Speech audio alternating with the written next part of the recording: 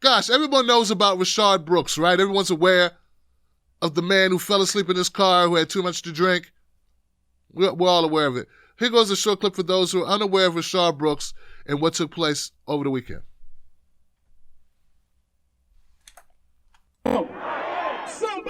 Friday night, 2 white Atlanta police officers are called to reports of a car blocking a drive-thru at a Wendy's restaurant.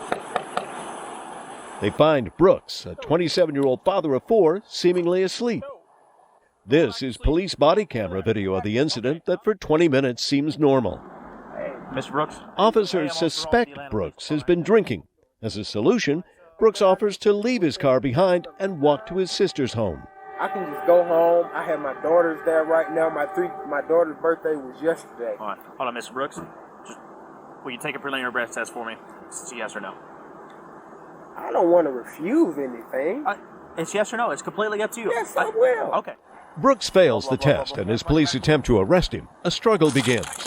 Brooks manages to get a hold of one of the officers' tasers and runs.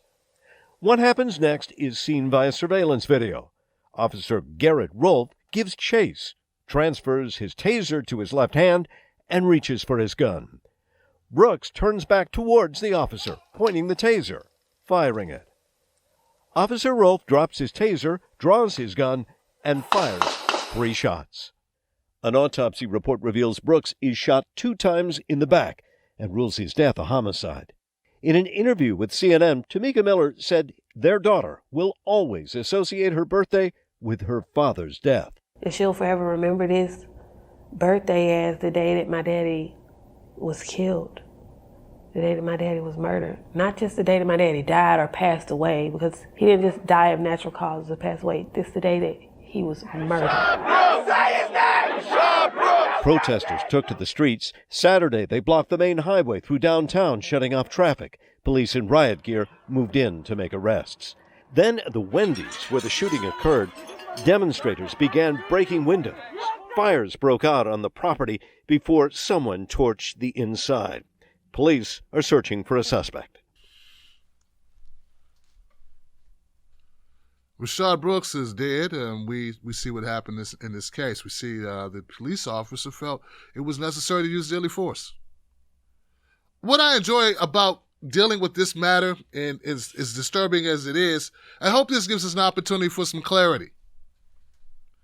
I would like us now to have a little bit of clarity, because, see, the George Floyd murder was very cut and dry. I mean, it was one of the worst things you could ever see in life. One of the worst interactions with police that I've ever seen, and I've been covering this almost a decade.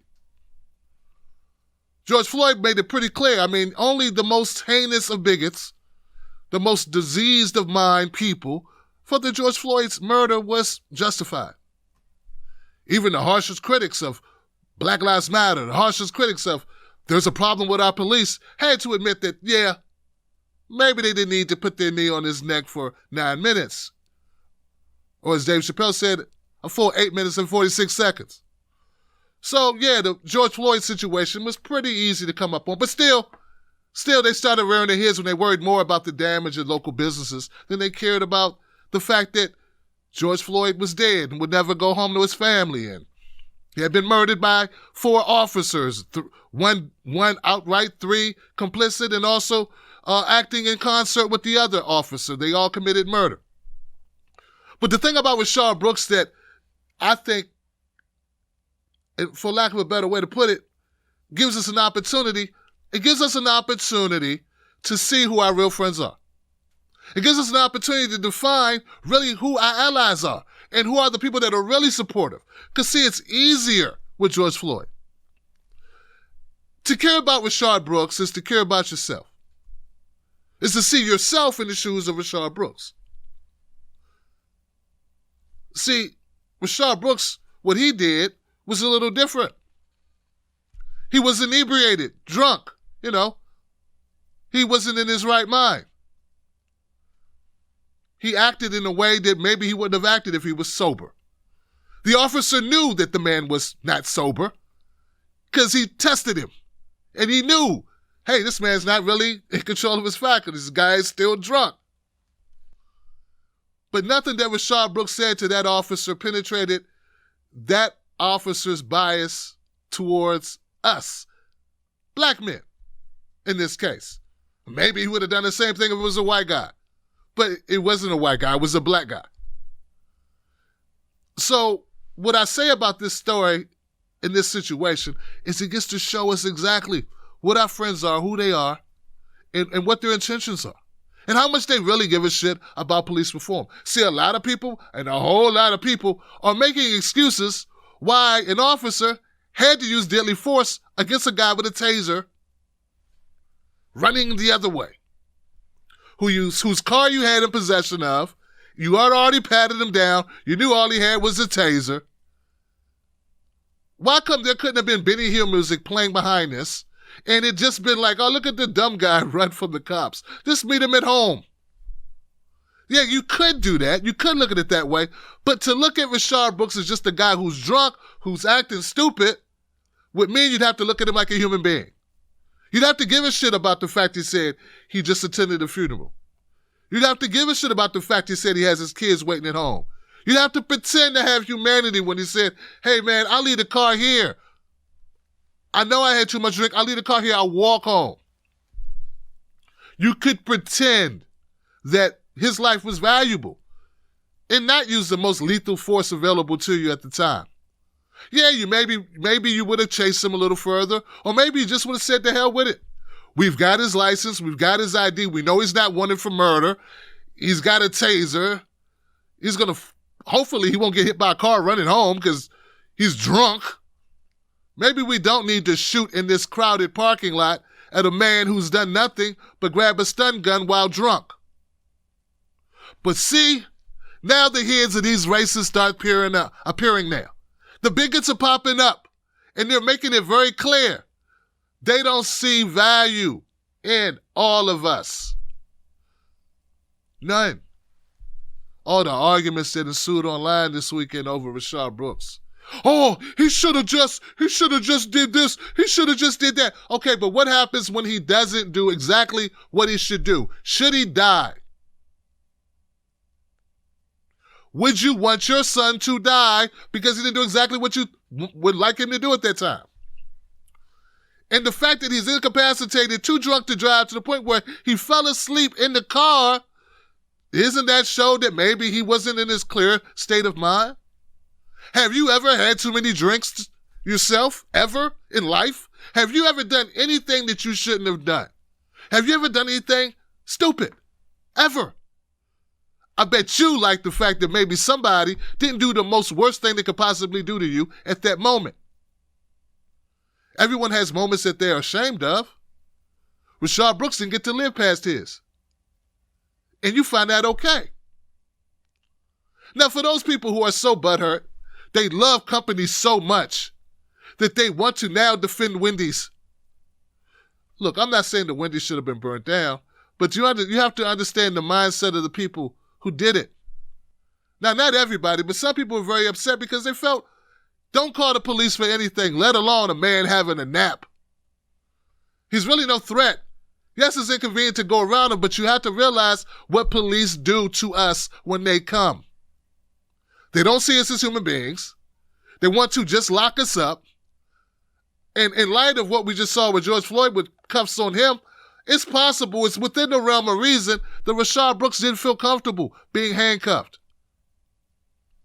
So the people who reacted badly or reacted the way they reacted to Wendy's were taking out their anger on Wendy's because they felt if Wendy's hadn't called the police, maybe Rayshard Brooks would be alive today. You may not agree with it. You may find it over the top because you have so much Wendy's stock. All of a sudden, you now care about the Wendy's establishment. But you don't care about the little girl whose birthday is on the same day her father was killed by police. That part's fine with you. But you're now all of a sudden concerned because a black person may have owned that franchise, Johnson. Oh, no. Oh, no, a poor black business person's store was torched. But you don't care about the black family that's distraught, depressed, destroyed,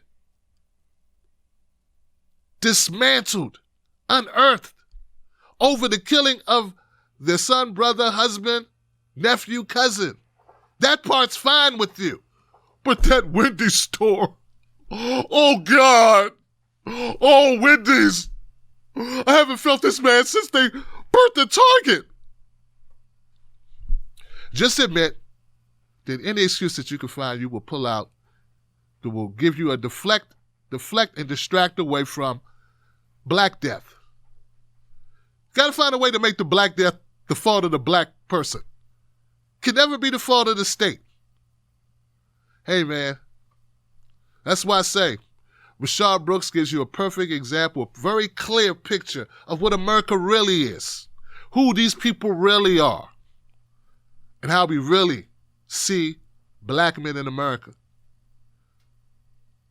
It's not a pretty sight, but in order to deal with it, we had to look at it. So for all the people who have been out in the streets all this time, for all you protesters, don't let up. Don't give in. Yeah, I saw some of you dancing with cops. I saw some of you doing selfies or ice bucket challenges. I don't know what the hell you were doing. I saw it kumbayaing because you want to believe. You want to believe that this thing is going to be easy and quick. And people are going to go, oh, God, man, I never thought of it. Maybe we should stop shooting black people. And maybe we shouldn't put our knees on their back for 9 minutes and kill them. And maybe we should stop other officers that are doing that. And maybe we shouldn't put our knees on their spine and on their hips. And maybe somebody shouldn't guard it to make sure no one can see it. Yeah, I would wish that too if I were you. But reality is that ain't life, man. So take this moment for what it is and accept it for what it is. This is the reality. Stay out in the streets as long as you can, protest as loud as you can, and I could give a damn about these people saying property and convenience or whatever the hell they're saying. This is just an excuse for them not to say the obvious. Black Lives Matter. No one said the organization is perfect.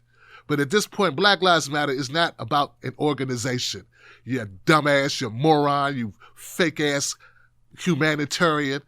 It's about an understanding that for 400 years, black lives haven't mattered. Not really. Not as much as white lives. So that's what this is about. To the family of Rayshard Brooks, our deepest condolences. That feel like such a trite bullshit thing to say. I really don't know what else to say except I hope you get justice, but as you stated, there is no justice. We can't bring back Rayshard. He should be home. He should probably have a court case coming up like any other normal person. But he didn't have, an officer that felt that was a, part of the deal. No, he need to get the numbers up. And yes, he can't overlook. He can't let it slide. This guy used the deadliest force imaginable because, well, he's angry. There are people saying that the cop was afraid. He was afraid for his life. God, if you're afraid for your life over a taser, maybe you shouldn't carry him. Maybe you should stop using them on protesters if they are electrocution devices. Oh, the shit I had to hear today, guys. You have no idea. So back to the Brookses. I'm so sorry for your loss. No justice, no peace. It shouldn't have happened. If the news you watch makes you more confused after you watch it, watch the Tim Black Show and know what's going on. Go to patreon.com, Tim's Take Live. Join today.